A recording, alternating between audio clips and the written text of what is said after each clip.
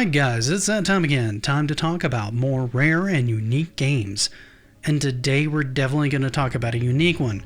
One that kind of started its own franchise and own genre, really. It's one that I don't think anyone else has really managed to replicate the feel and gameplay style of but this series. Because today, I'm talking about Katamari Damacy. Yep, we're going console today. PlayStation 2 in fact. So, if you haven't heard of this one and you're interested, or if you're just into the series and just want to hear someone babble about it for a while, sit back and hang out a while as we dig into the history and uniqueness that's Katamari Damacy. Now, Katamari Damacy was developed from a school project of all things. You see, Namco had something called the Namco Digital Hollywood Game Laboratory, which was kind of a sponsored game institution specifically to set up people to get more into game development. Katamari was actually Keta Takahashi's final thesis project, in fact. The idea was to build something that had a fun novelty, was easy to understand, fun, and had good humor, and far as I can tell, they nailed it on all levels. And did it on the cheap for right around $1 million US. To put that into perspective, that's roughly a tenth of the cost that Namco was spending on most of their big budget games like Ridge Racer and Soul Calibur at the time. But I know what you're asking. What is this game and why is it unique? To respond to that, I say you're not wrong in asking just that. So let's get into the gameplay itself so that you can get a better feel outside of what's showing on the screen as to what made this game so interesting and so weird. In Katamari Damacy, you control a character simply called the Prince. He's tasked by his father, the King of the Cosmos, to gather up specific items to help him make new stars. Apparently, Dad decided to stay up late one night and get hammered, at least in the Japanese version, and had the brilliant idea to destroy all the stars. Not the best of ideas. So, being the dutiful son that you are, you're tasked with getting your dad all the ingredients he needs to make new stars.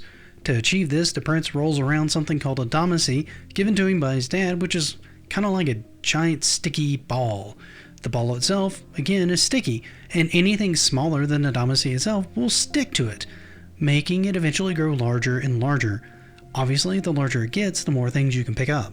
The ultimate goal is to get the Damacy large enough size to make a suitable star while also picking up enough of the specified objects, one specified by dear old dad, to help him make the star as impressive as you can. This makes for some fun and rather unique gameplay as you roll your Damacy around, generally getting harassed by pets and sometimes humans, only to watch and cackle with laughter as you start to roll those animals and people up with your growing tool of destruction. I mean creation. Yes, creation. That's it. Once you're done, your father will judge you on how well you did. And at least in the versions that I played, generally tell you that you barely did a serviceable job. Thanks, Dad. As to its reception, it was a bit odd. You see, Namco actually kind of expected this to be a bit of a hit in Japan as it was focused and styled very much for that market. And it didn't really do bad per se, but it only sold around 32,000 copies on the week of its release and about 155,000 the year it dropped, which was a far cry from the 500,000 they'd actually predicted that it would actually sell. However, in the States, reviewers who got their hands on the game started singing its praises. Even Time magazine was impressed with it, so much so they actually made it one of their best games of the year, calling it the most unusual and original game for the PlayStation.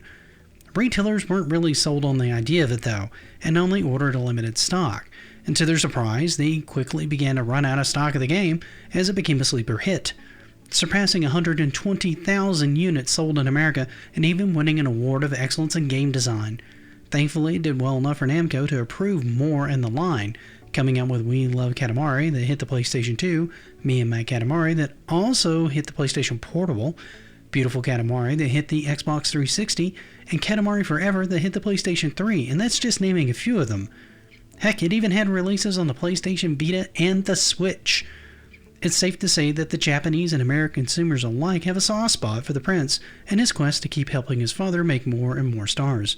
And I, for one, am glad to see that it does, because it proves that the medium is much more than we ever think it can be, and unique and innovative ideas can still thrive in it when treated properly. However, what do you guys think of this one? Were any of you ever fans of the series? And if so, which one of the ones are your favorites? Do any of you know any of the games like this that people enjoy playing? And if so, leave those in the comments as well. For now though, thank you so much for watching and spending part of your day with me. If I could ask you for one more favor, please leave this video a like. And if you see more of my stuff you like, possibly something on the screen, consider following the channel. That helps me out a ton. Until we meet again though, have a great rest of your day, and happy gaming!